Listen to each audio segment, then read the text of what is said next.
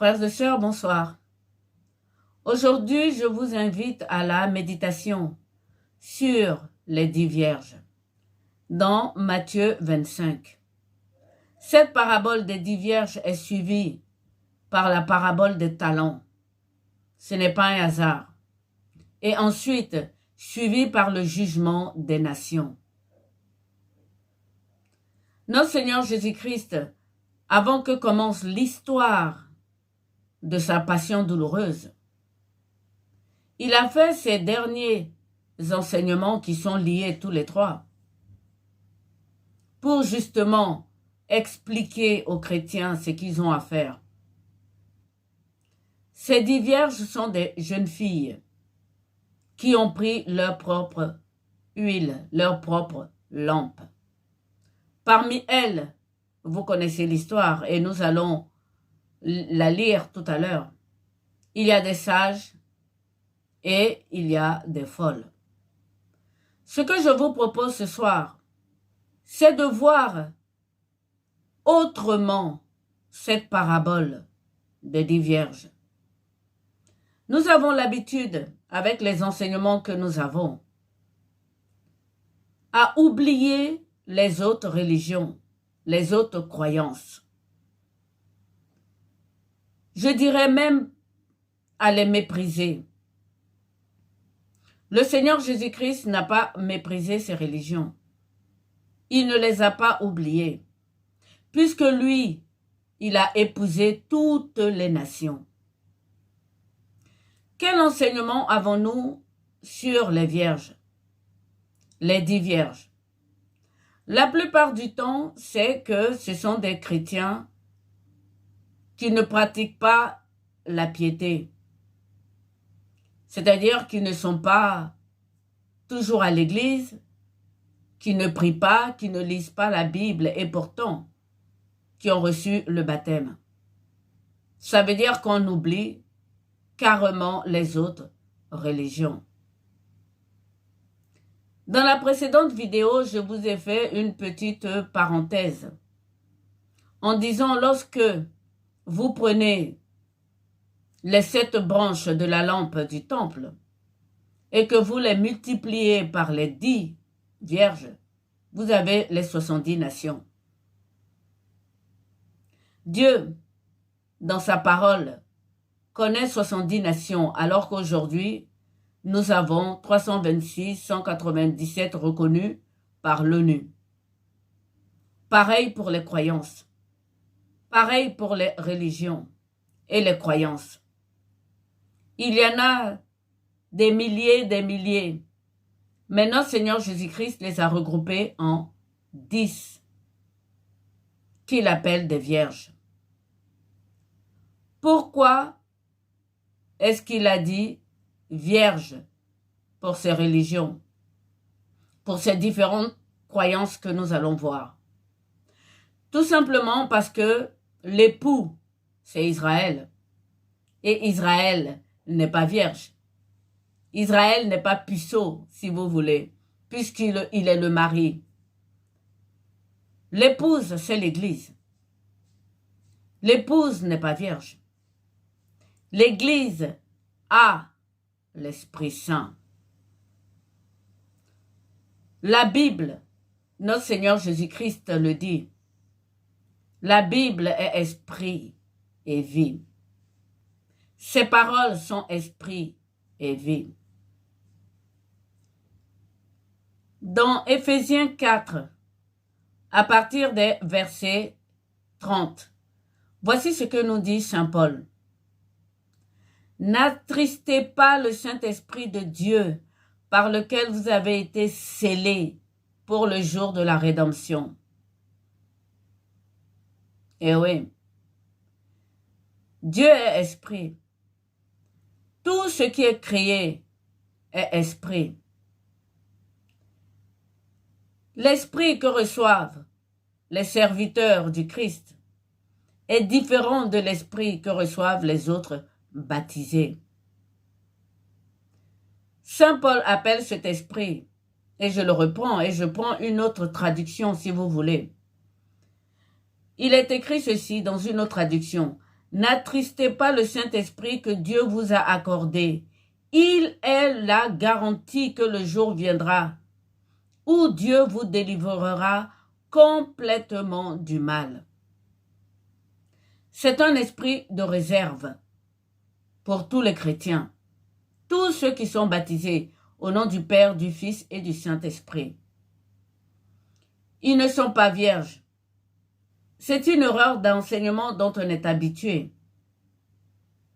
C'est vrai qu'ils ne lisent pas la Bible pour s'entretenir, qu'ils ne lisent pas les psaumes pour s'entretenir, et qu'ils sont dans le monde.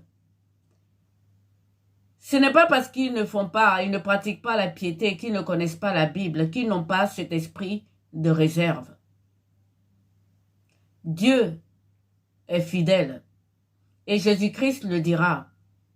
Si vous perdez la foi, moi, je suis fidèle à ma parole, je suis fidèle à mon nom.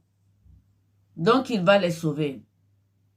Ce que je suis en train de dire ici, c'est que cet esprit dont les chrétiens ont été scellés fait en sorte qu'ils ne sont pas vierges. Puisque l'époux, c'est l'esprit. J'ai parlé du mariage de Dieu avec Israël et avec le temps, c'est-à-dire l'Église. Lorsqu'on parle de l'enlèvement de l'Église, c'est bien que l'Église non plus ne fait pas partie des nations. D'une certaine façon, l'Église c'est le temps. Les baptisés ne s'appartiennent pas à eux-mêmes, ils appartiennent à Dieu. Donc, lorsqu'on parle de l'enlèvement de l'Église, on parle de l'enlèvement des chrétiens, des baptisés, des croyants au nom de Jésus-Christ de Nazareth. Donc, cet enlèvement aura lieu, puisque c'est écrit dans la parole. Et donc, si l'Église n'est pas vierge, elle est l'épouse, elle ne peut pas être vierge. Si Israël, qui est l'époux, n'est pas vierge, alors les 10 vierges, ce sont les croyances qui sont dans le monde, dans les 70 nations. Ces religions et ces croyances sont nombreuses, mais Dieu les a regroupées en 10. Il sait de quoi il parle. Ces religions et ces croyances, frères et sœurs, sont les 10 vierges que les chrétiens avec les talents, c'est-à-dire la parabole qui suit,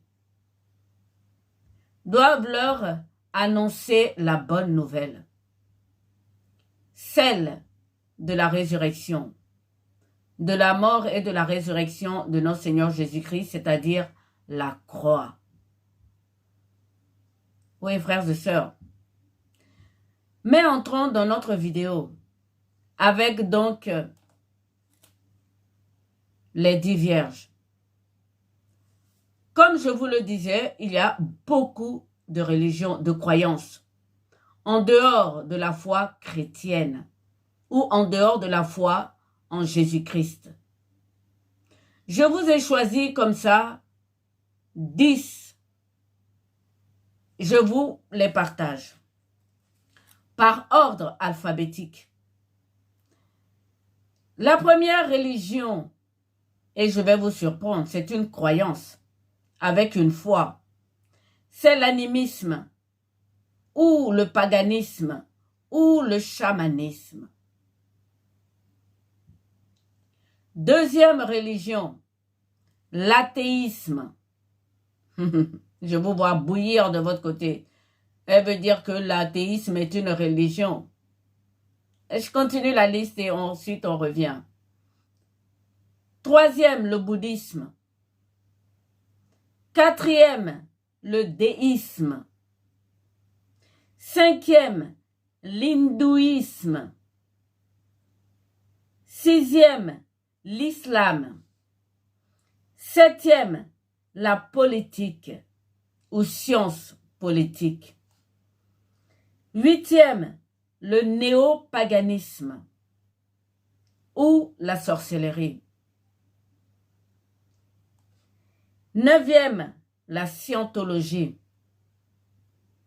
Et 10e, le sikhisme.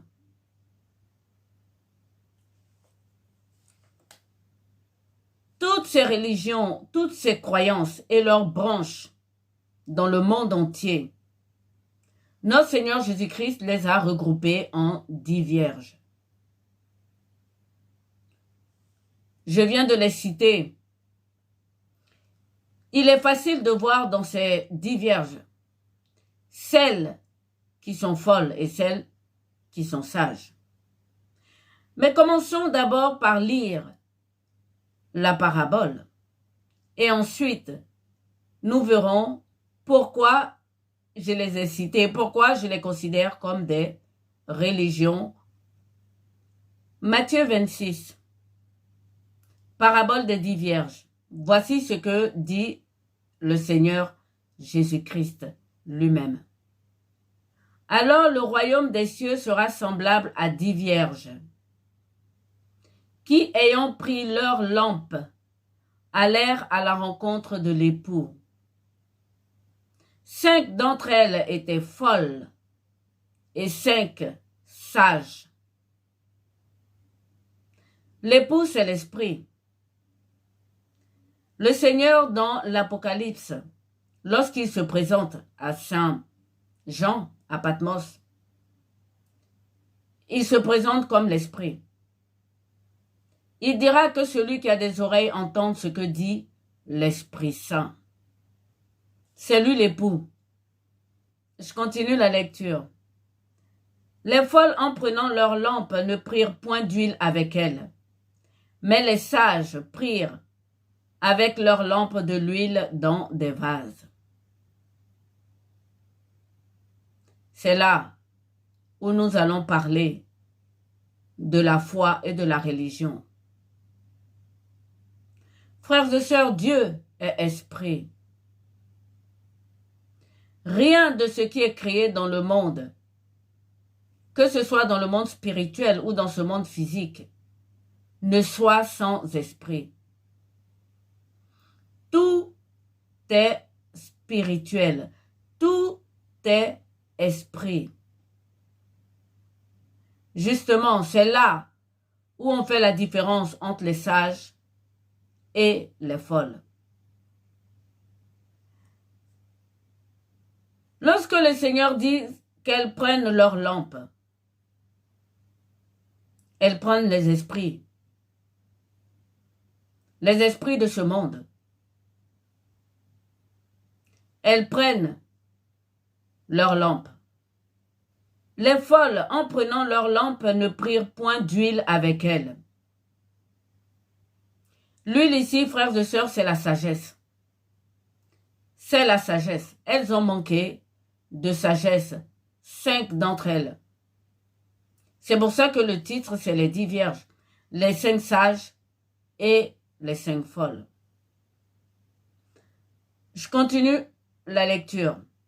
Comme l'époux tardait, toutes s'assoupirent et s'endormirent. Au milieu de la nuit, on cria. Voici l'époux aller à sa rencontre. Le milieu de la nuit, ce sera la fin des temps. Lorsque l'Antéchrist va certainement monter en puissance, ce sera la nuit. Le Seigneur dit, faites pendant qu'il est jour le travail de Dieu. Lorsque la nuit viendra, personne ne pourra travailler. Je me dis peut-être que c'est après l'enlèvement de l'Église. Ce sera après l'enlèvement de l'Église. Le Seigneur va venir chercher le reste des nations. Et donc, au milieu de la nuit, au milieu des persécutions, des différentes guerres, alors toutes ces vierges se réveillèrent et préparèrent leurs lampes. Les folles dirent aux sages, donnez-nous de votre huile, car nos lampes s'éteignent. Et les sages répondirent, non, il n'y en a pas assez pour nous. Et donc allez chez le marchand en acheter. Et oui, elles sont toutes vierges. Et pourtant, il y en a 5 qui avaient la sagesse avec les esprits de ce monde, qui ont pu discerner les esprits de ce monde. Exactement comme Caleb dans Exode. Lorsque Dieu lui a dit, avec un autre esprit, il est resté fidèle à moi. Les autres sont appelés à aller chez les marchands pour acheter de l'huile. Elles ne l'ont pas demandé à Dieu. Ce même marchand chez lequel elles sont allées, lorsque le Seigneur va arriver à l'église de Laodicée, à la fin des temps de réveil que nous connaissons actuellement avec Philadelphie, lorsque Laodicée va arriver, le Seigneur va leur dire la même chose. Vous croyez que vous êtes riches, que vous avez des vêtements blancs. Achetez chez moi des vêtements blancs. Achetez chez moi de l'or pur pour être riche. Et donc ces vierges folles, ce sont des vierges qui n'avaient pas de sagesse. Mais je continue la lecture. Et lorsque plus tard les autres vierges vinrent et dirent, Seigneur, Seigneur, ouvre-nous. Mais il leur répondit, je vous le dis en vérité, je ne vous connais pas. Je vous le dis en vérité, je ne vous connais pas. Veillez donc, puisque vous ne savez ni le jour, ni l'heure. Les 5 vierges folles, Dieu ne les connaît pas. Le Seigneur ne les connaît pas. Eh oui, parce que ni par les esprits de ce monde, ni par la sagesse, ils ont recherché Dieu. Ils ont fait fi de tout ça. Et pourtant, Dieu a créé tout ce monde. Y a-t-il une chose où il n'y a pas Dieu à l'intérieur? C'est pour cela que je vous disais en introduction que c'est facile de trouver parmi ces 10 que j'ai cités celles qui sont sages et celles qui sont folles. La plus grande des folies de l'humanité, c'est de penser que Dieu n'existe pas. Il n'y a pas de plus grande folie que celle-là. C'est de penser qu'on n'est pas spirituel. Nous, l'esprit, ça n'existe pas. Alors que Dieu est esprit. Rien de ce qui est dans ce monde est sans esprit. Je vais essayer de vous l'expliquer. Les fumeurs, le tabagisme, il y a un esprit de nicotine. L'or, il y a un esprit de l'or. L'argent, il y a un esprit de l'argent. Un esprit qui crée l'avarisme, etc. Les vêtements, il y a un esprit des vêtements. Certains le savent. Aujourd'hui, tout ça s'est découvert avec le néopaganisme, que j'appelle la sorcellerie. Vous voyez, frères et sœurs, les 10 vierges, les 5 sages et les 5 folles font partie des nations. Mais l'Église, en aucun cas, frères et sœurs, n'est vierge. L'Église est épousée. C'est-à-dire que les chrétiens, tous les chrétiens baptisés au nom du Père, du Fils et du Saint-Esprit, ont en eux un esprit de réserve. Un esprit par lequel ils sont scellés pour le jour de la délivrance. J'aime beaucoup cette parole. Je vous la relirai en conclusion. Elle est magnifique. C'est Éphésiens 4, verset 30. Je vous la relis tout de suite. Je l'aime trop. N'attristez pas le Saint-Esprit que Dieu vous a accordé au nom de Jésus-Christ de Nazareth. Il est la garantie que le jour viendra où Dieu vous délivrera complètement. Je pense qu'il y a beaucoup de chrétiens qui n'ont pas conscience de cela. Ils ont un esprit de garantie pour le jour de leur délivrance. Donc, ils ne pratiquent pas la piété, donc après, ils ont beaucoup de problèmes. Il y a beaucoup de pasteurs. Ils délivrent tout le monde au nom de Jésus-Christ de Nazareth. Donc, vous voyez que Jésus-Christ est l'époux. Il a déjà épousé toutes les nations. Et oui. Maintenant, rentrons dans nos différentes vierges que moi j'ai choisies. L'animisme, paganisme ou chamanisme, je les ai mis en un. C'était par ordre alphabétique. L'animisme est une religion. Vous l'aurez compris. Il y a des esprits. Le chamanisme, il y a de l'esprit. Le paganisme, il y a de l'esprit. Ce sont des religions ancestrales avant l'avènement du christianisme. C'est une religion. Et moi, je pense qu'ils font partie des sages. Tout simplement parce que cette religion ne veut de mal à personne. Il y a une branche du vaudou. Mais le vaudou, certains s'en servent pour faire du bien et d'autres du mal. Et nous, notre travail en tant que chrétiens, c'est de leur parler de l'Esprit Saint, de l'époux et donc de la parole, de l'évangile et de la croix du Christ.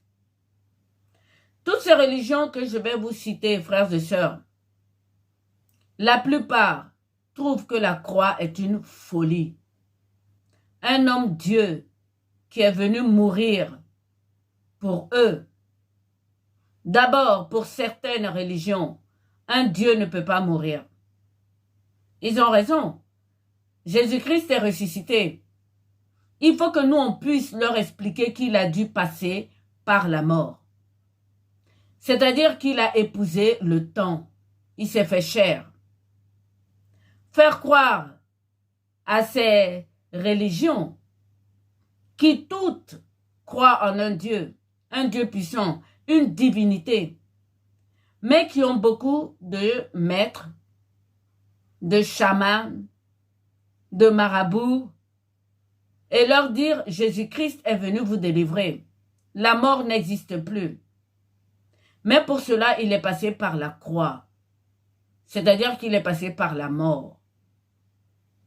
C'est pour cela que Saint Paul dit que pour eux, pour ces religions, c'est une folie.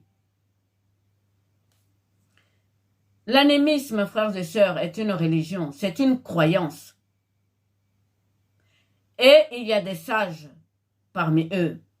Leur huile, c'est qu'ils ont réussi, avant l'avènement du Christ, à demeurer dans une foi. Ils croient aux esprits. Et oui, frères et sœurs, c'est là leur sagesse. Dans ce monde, il y a beaucoup d'esprits, frères et sœurs. Tout est esprit. Je continue. Le deuxième, c'est l'athéisme. Vous allez me dire, les athées ne croient pas en Dieu. Eh oui. Et ça, c'est leur folie. Ils ont été créés par Dieu. Ils ont le souffle de Dieu en eux. Et ils ont un esprit en eux. Les athées vivent seulement de la chair et de l'âme. Et le côté spirituel, ils font fi de cela. L'athéisme est une religion parce que rien dans ce monde est venu sans Dieu. Dieu est esprit. Tout ce qui est dans ce monde est spirituel. Donc derrière l'athéisme, il y a des esprits anathèmes, des esprits qui refusent Dieu. Je vous le dis, toutes ces religions croient en un Dieu. Même les athées croient en un Dieu. Peut-être au Dieu de la science ou au Dieu de l'humain. Parce que la plupart disent, frères et sœurs, qu'ils croient en l'homme et qu'il n'y a pas de Dieu. Vous voyez que parmi ces religions, il est facile de trouver celles qui sont sages et celles qui sont folles. Continuons avec le bouddhisme. J'aime beaucoup le bouddhisme. Frères et sœurs, toutes ces branches, la branche la plus connue en Occident, c'est le zen. Mais il y en a d'autres. Il y a le tantrisme, il y a le mahāna, il y a une sagesse bouddhiste. Je prends un exemple. Aujourd'hui, je veux vous parler de sagesse qui sera en dehors du spirituel. Prenons les moines bouddhistes. Je ne veux pas vous parler de leur côté spirituel, mais de leur façon de vivre. Dans la pauvreté, dans le silence. Aujourd'hui, dans le monde entier, ils ont influencé même le monde occidental avec leur zen. Ils ont fait des adeptes partout. Il y a des gens qui sont chez eux qui font des exercices de zen. Vous voyez, frères et sœurs, il y en a à qui on reconnaît tout de suite une sagesse. Avec leurs vêtements orange, ils sont reconnus dans le monde entier. Ils ont mis leur marque, si vous voulez, dans le monde. Et de façon spirituelle. Je continue. Le hindouisme. Ah, frères et sœurs, j'aime les hindous, ou l'Inde en général. Lorsque j'ai cité ces religions, je ne vous ai pas dit celles qui sont polythéistes ou monothéistes. En Inde, il y a presque 330 millions, selon Internet, de divinités. Mais toutes ces religions croient à une divinité supérieure. Beaucoup d'Occidentaux vont en Inde, frères et sœurs, pour aller retrouver une spiritualité. Et je ne vous parle même pas des sadhus, qui sont des ascètes, des saints qui vivent de la mendicité. Je ne vous parle pas des yogis, des sannyasis ou des vairagis. Quelqu'un m'a raconté une histoire. Un jour, il est allé en Inde. Il a vu un monsieur qui était là sur sa table. Il y avait toutes les divinités. Et même les divinités qui ne sont pas représentables. Et la personne qui m'a raconté lui a dit, mais moi je suis chrétien. Il lui a montré, mais voilà, il est là ton Dieu. C'est Jésus, il est sur une croix. C'est-à-dire que eux, ils croient en tout. J'aime leur façon de faire. Ils sont dans la paix. Vous allez me dire, l'actualité récente a changé, évidemment, avec les persécutions. Mais ces gens, à l'origine, acceptent tout. L'Inde respire la spiritualité, frères et sœurs. On ne peut pas leur enlever ça. Ils ont tout l'esprit possible. Et ce sont des gens de grande foi. Que leur foi soit dirigée vers 330 millions de divinités, effectivement, les Indiens croient beaucoup en Dieu. Moi, j'avais une amie indienne. Elles se couchent par terre pour adorer Dieu. Elles donnent leurs cheveux à leur Dieu. Et c'est vendu dans le monde entier. Les messagères de la bonne nouvelle, du psaume 68. C'est incroyable. L'Inde, l'hindouisme et toutes ses branches, frères et sœurs, sont sages. Je continue. 6e, l'islam. Alors, avec l'islam, évidemment, puisque l'islam est abrahamique. L'islam et Israël sont frères, demi-frères, pas de la même mère. Ils sont du même côté. Je veux vous parler d'une sagesse dans l'islam. C'est celle des femmes. L'arme la plus puissante de l'islam, ce sont les femmes. Et oui, c'est elles qui islamisent toutes les sociétés où elles vont. Ce n'est pas les imams, ce sont les femmes. La parabole des talents qui suit. Dans la précédente vidéo, je vous ai dit que le Christ a donné à tous les chrétiens des talents et qu'il y a un talent en or qui est méprisé par la plupart des chrétiens. Ici, avec l'islam, je veux bien parler de ce talent avec les femmes musulmanes. C'est la parole. Elles sont toujours avec leur Dieu. Vous allez me dire, nous les chrétiens aussi. Rentrons dans le détail. Si je vous dis Inch'Allah, Inch'Allah est connu dans le monde entier. Que veut dire Inch'Allah? Si Dieu le veut. Si le Seigneur Jésus-Christ le veut. Ces femmes, quel que soit l'endroit où elles sont, que ce soit à la banque, que ce soit à l'Assemblée nationale, que ce soit à la cantine à l'école, quand elles arrivent, elles disent Inch'Allah, quand elles doivent partir. Vous n'allez jamais les entendre dire, remplacer cette parole dans une autre langue. Et quant à nous, les chrétiens, notre réponse devrait être, si le Seigneur le veut, bien sûr. Eh bien non, ce n'est pas ça notre réponse. La plupart répondent comme les musulmans, comme la femme musulmane. Inch'Allah aussi. Il y a Alhamdulillah, c'est magnifique. Ça veut dire louange à Dieu. Tu vas trouver quelqu'un, elle te dit, ah, demain je veux me marier. Ah, c'est bien, c'est une bonne nouvelle, tu as de la chance.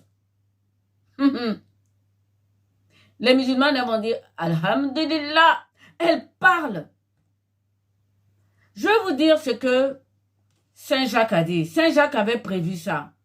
C'est une parole prophétique. Allons-y à Saint Jacques. C'est dans Saint Jacques 4, à partir du verset 15. Vous devriez dire au contraire si Dieu le veut. Nous vivrons et nous ferons ceci ou cela. Mais maintenant, vous vous glorifiez dans vos pensées orgueilleuses. C'est chose mauvaise de se glorifier de la sorte. Eh oui. Quand vous dites à quelqu'un, ah, demain on doit se trouver, ou on va se trouver, il y a l'autre qui répond, sûrement. C'est ce qu'on dit. Sûrement. Pas de problème. Ah, c'est sûr, je te dis, on se retrouve. Tu peux me faire confiance. Tu peux me faire confiance. Saint Jacques dit, à vous maintenant qui dites, aujourd'hui, demain nous irons dans telle ville, nous y passerons une année, nous trafiquerons et nous gagnerons. Vous qui ne savez pas ce qui arrivera demain, Car qu'est-ce que votre vie? Vous êtes une vapeur qui paraît pour un peu de temps et qui ensuite disparaît. Vous devriez dire au contraire si Dieu le veut. Et c'est cela avec les femmes musulmanes. Et leurs fils font pareil. Ils n'arrêtent pas. Inch'Allah, Alhamdulillah, Mashallah. Je peux vous dire, nous on le connaît. Alhamdulillah, ça veut dire quoi? Louange à Dieu. Pourquoi est-ce que nous les chrétiens, nous ne disons pas, ah, louange à Dieu. Oh, Dieu t'a fait grâce. Louange au Seigneur Jésus-Christ, on a gagné, alléluia. Si quelqu'un t'annonce son mariage, quelqu'un t'annonce qu'il a eu un diplôme, rende grâce à Dieu, Dieu merci. Ce n'est pas dans notre langage. Ce n'est pas dans notre langage. Et pourtant, Saint Jacques l'a dit, c'est écrit dans la Bible. Et ça, frères et sœurs, c'est une sagesse de l'islam.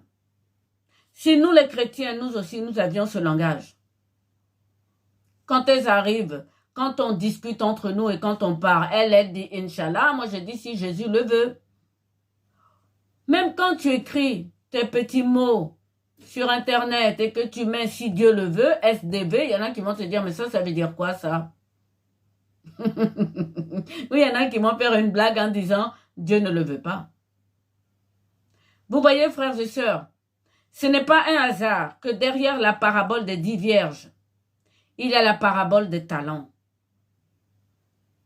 Le 1 talent, frères et sœurs, c'est de l'or.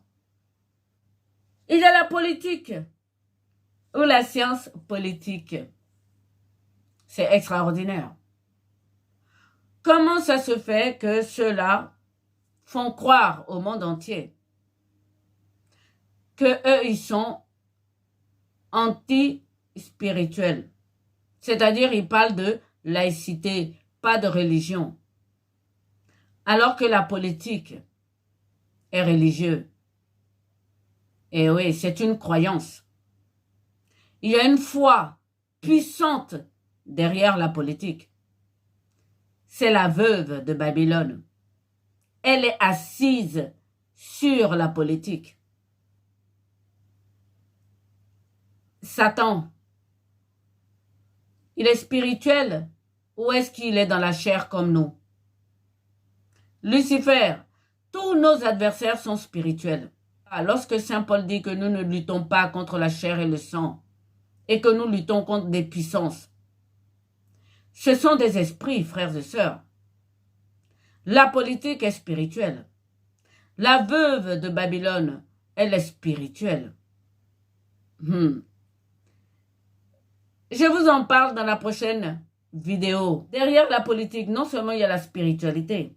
Comme je vous le disais à l'introduction, tout ce qui est dans ce monde est spirituel, puisque tout a été créé par Dieu et que Dieu est esprit. La politique est une croyance, c'est une religion. Dire qu'on n'a pas la foi, on ne veut pas parler de religion, alors qu'au-dessus d'eux, il y a une puissance spirituelle. En 8, nous avons le néopaganisme, la sorcellerie. Ça commence à sortir. Et nous avons vu une petite bride au JO. Et oui, le néopaganisme, la sorcellerie commence à monter. Tout le monde pratique aujourd'hui de la sorcellerie.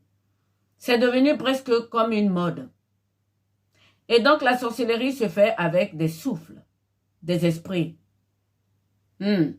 avec la parole, dans le monde des ténèbres. C'est une religion. Et je l'ai bien cité parce qu'il y en a qui y croient. C'est pour ça qu'il est dit dans la parole de ne pas juger pour l'instant. Parce qu'il y a beaucoup de choses qui sont cachées dans le monde des ténèbres que nous, les enfants de la lumière, nous ne pouvons pas voir. En 9, nous avons la scientologie. C'est une science. Eh oui. La scientologie. Pas n'importe quelle science. elle est spirituelle. Il y a les démons derrière la scientologie. La scientologie est une croyance. Ils n'ont pas... Eux, au moins, ils ont eu l'honnêteté de reconnaître. Et oui, les scientologues aujourd'hui sont une religion. Parce que justement, avec les esprits, les démons, ils se sont organisés. Ils sont très dangereux, les scientologues. Surtout aujourd'hui avec les téléphones, les orbites, les satellites. Ils ont une puissance incroyable. Et ils sont tous riches. Un dixième, celui qui est le moins connu, c'est le sikhisme, qui est une très belle religion. J'ai tenu à le mettre parce qu'il est monothéiste. Par rapport à toutes les religions que je viens de citer, à part l'islam, tous les autres sont polythéistes. Mais le sikhisme est monothéiste. C'est une religion de paix. Comme toutes, hein, la plupart des religions, respect de la vie, recherche de la santé, recherche de la fraternité, de la communauté. Toutes les religions veulent du bien. Même les athées. La plupart sont devenus athées parce que les religions se battent entre elles. Ils ne croient plus. La scientologie, pareil. Ils cherchent le bien-être. Et pour cela, ils n'hésitent pas à prendre des gens pour des rats de laboratoire. Frères et sœurs, toutes ces religions, et c'est là où peut-être on ne va pas être d'accord, toutes ces religions reçoivent un baptême. Ils reçoivent un baptême. C'est pour ça que Jésus-Christ les sauvera. Ils reçoivent un baptême et ils reçoivent un nom. Il faut réussir à leur parler de la croix, de la résurrection et de la foi en Jésus-Christ. N'importe qui, il suffit de faire confiance au nom de Jésus et tu es délivré. Et donc vous voyez, frères et sœurs, que c'est toutes ces nations, 70 nations, regroupées en ces 10 vierges. Les sages sont faciles à reconnaître. Et les folles sont aussi faciles à reconnaître. Le déisme, je ne vous ai pas parlé du déisme.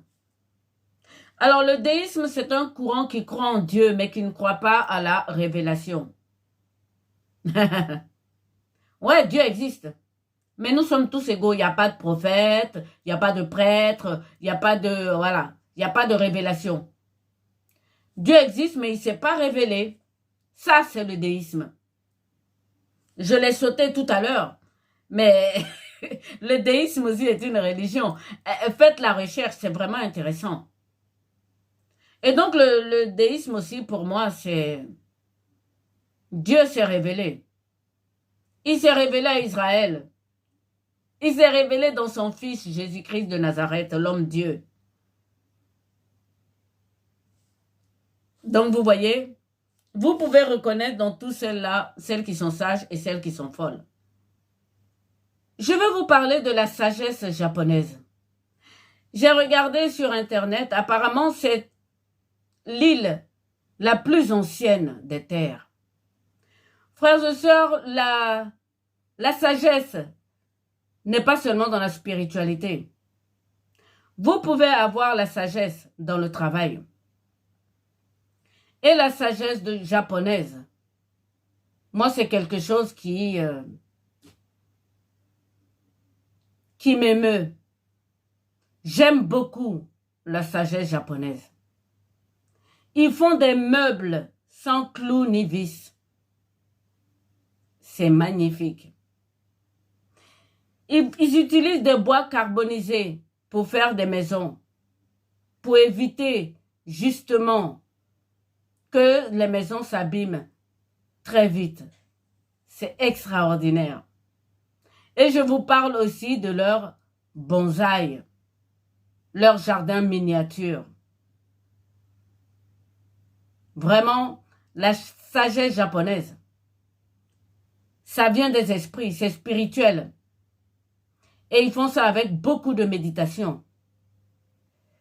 Vous voyez donc, frères et sœurs, que lorsque le Seigneur, après avoir enseigné cette parabole des 10 vierges, il est passé directement à la parabole des talents. Parce que les talents, frères et sœurs, sauvent. Et nous, les chrétiens, nous avons reçu beaucoup de talents. Et après la parabole des talents, on a le jugement des nations. Tous ces trois enseignements se suivent. Eh oui. Et voilà ce que notre Seigneur dit dans le jugement des nations. Donc c'est toujours Matthieu 25 au verset 31. Lorsque le Fils de l'homme viendra dans sa gloire avec tous les anges, il s'assiera sur le trône de sa gloire. Toutes les nations seront assemblées devant lui. Il séparera les uns d'avec les autres, comme le berger sépare les brebis d'avec les boucs, et il mettra les brebis à sa droite et les boucs à sa gauche. Alors le roi dira à ceux qui seront à sa droite, « Venez, vous qui êtes bénis de mon Père. Prenez possession du royaume qui vous a été préparé depuis la fondation du monde.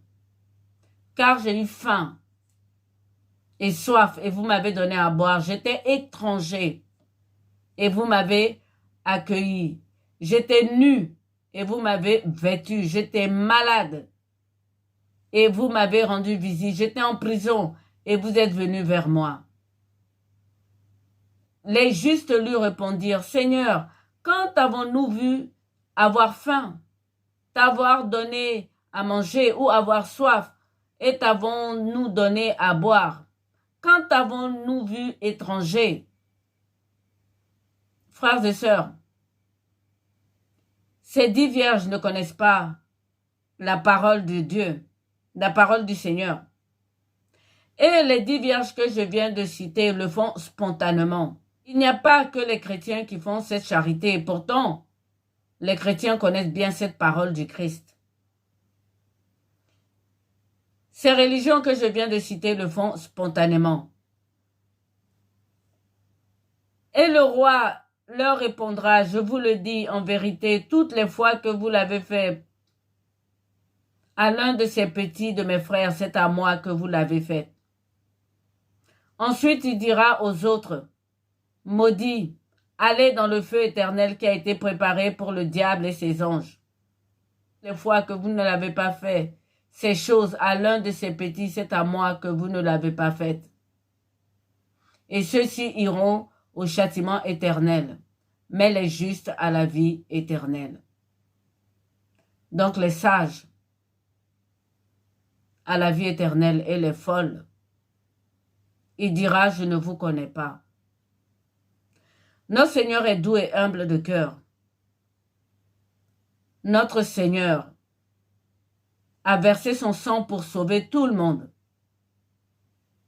Donc si parmi ces 10 vierges, il y a des sages, il les sauvera. Même si avec la parabole des talents, la plupart des chrétiens qui ont eu un talent ont mis leur talent sous le boisseau. Ce n'est pas par hasard que j'ai fait la vocation chrétienne avant cette vidéo. Je voulais justement qu'on puisse comprendre le sens du un talent. Un talent, c'est de l'or. La sagesse n'est pas forcément la spiritualité. Lorsque le Seigneur est descendu dans le mont Sinaï avec Moïse, il a donné de l'esprit à 2 artisans menuisiers pour faire son travail. Il leur a donné l'intelligence. Donc vous voyez que tout est esprit. L'intelligence est esprit. La maladie est esprit.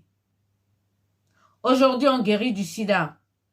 Ce sont des souffles impurs qui s'en vont. La parabole des 10 vierges. La parabole des talents, c'est lié. Le jugement des nations, c'est lié.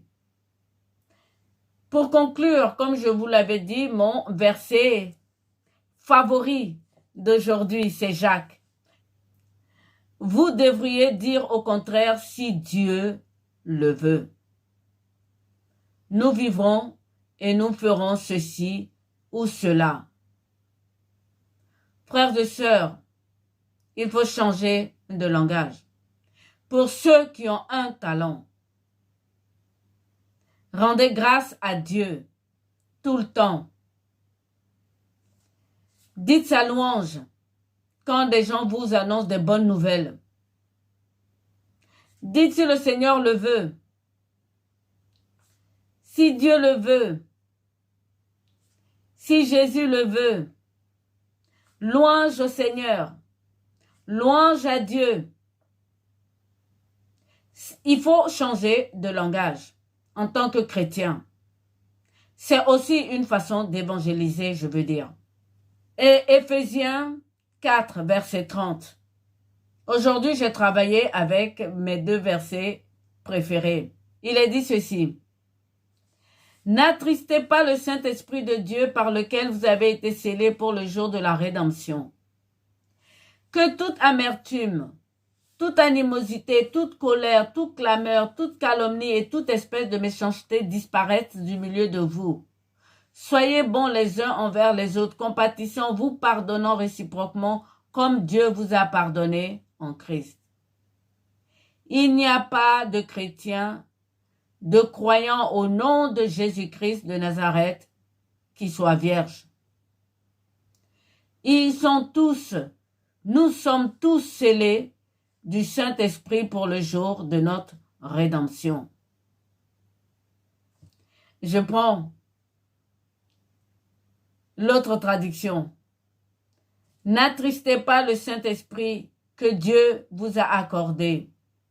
C'est la garantie que le jour viendra où Dieu vous délivrera complètement du mal. Tous les baptisés au nom de Jésus-Christ ont cet esprit. Donc la parabole des 10 vierges ne parle point des chrétiens ou des croyants au nom du Christ. Il parle des autres croyances, des autres religions dans le monde. Dieu sauvera les sages. Parce que beaucoup de chrétiens qui ont reçu un talent les ont enfuis sous la terre. Voilà ce que le Seigneur dira pour ceux qui feront ça, qui auront un talent. Voilà ce qu'il dira. À partir du verset 24. Celui qui n'avait reçu qu'un talent s'approcha ensuite et il dit, Seigneur, je savais que tu es un homme dur. Ça commence bien. Qui moissonne où tu n'as pas sémé. Eh oui. Le Seigneur moissonne où il n'a pas sémé. Les vierges sages, il va les moissonner, même si les chrétiens n'ont pas sémé. J'ai eu peur et je suis allé cacher ton talent dans la terre. Voici, prends ce qui est à toi. Et son maître lui répondit, serviteur méchant et paresseux. Tu savais que je moissonne où je n'ai pas semé et que j'amasse où je n'ai pas vanné. Il te fallait donc remettre mon argent au banquier et à mon retour, j'aurais retiré ce qui est à moi avec un intérêt. Ôtez-lui donc le talent et donnez-lui à celui qui a 10. Car on donnera à celui qui a. Et il sera dans l'abondance, mais à celui qui n'a pas, on ôtera même ce qu'il a. Eh oui. Et le serviteur inutile, frères et sœurs, jetez-le dans les ténèbres du dehors, où il y aura des pleurs et des grincements dedans. Le Seigneur moissonne là où il n'a pas semé, parce qu'il est l'époux, parce qu'il est l'époux de toutes les nations. Par son sang, ils ont tous été rachetés. Je vous l'ai dit dans un verset, dans la vidéo précédente. C'est Saint Paul qui nous le dit. Dans la lettre aux Éphésiens 3, il dit ceci. Ce mystère, c'est que toutes les nations sont associées au même héritage, au même corps, au partage de la même promesse dans le Christ Jésus par l'annonce de l'Évangile. Toutes les nations. C'est pour cela que lui, Paul, il dit qu'il est là pour annoncer l'Évangile et non baptisé. Toutes ces religions que j'ai citées font des baptêmes, frères et sœurs. Vous allez me dire que dans la politique, il n'y a pas de baptême. Si, il y a le baptême avec le vin d'honneur. À l'université, par exemple, il y a un baptême qu'on appelle le bisoutage. Tout dans le monde est spirituel. Et donc les religions, celles que je viens de citer, reçoivent toutes un baptême. Ceux qui acceptent de venir à Jésus-Christ reçoivent le baptême du Père, du Fils et du Saint-Esprit. Et ils reçoivent un esprit de garantie. Retenez bien Éphésiens 4, les versets 30. Scellés d'un esprit de garantie pour le jour de la délivrance. Ceux-là seront enlevés avec toute l'Église. L'Église ne fait pas partie des 10 vierges, frères et sœurs. C'était ma méditation de ce soir.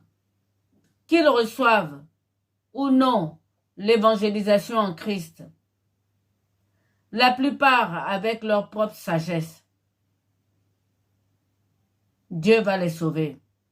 Jésus-Christ dit qu'ils sont les bénis de Dieu, exactement comme Caleb, avec les esprits de ce monde.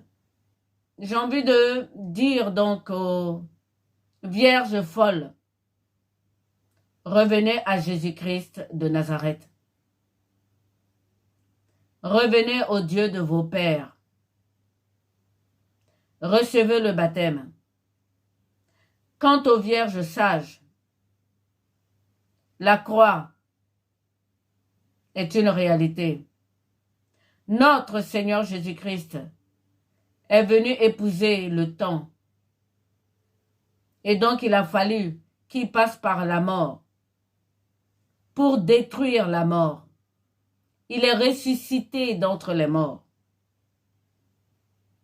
Mettez votre foi en lui pour être sauvé au jour de la délivrance finale.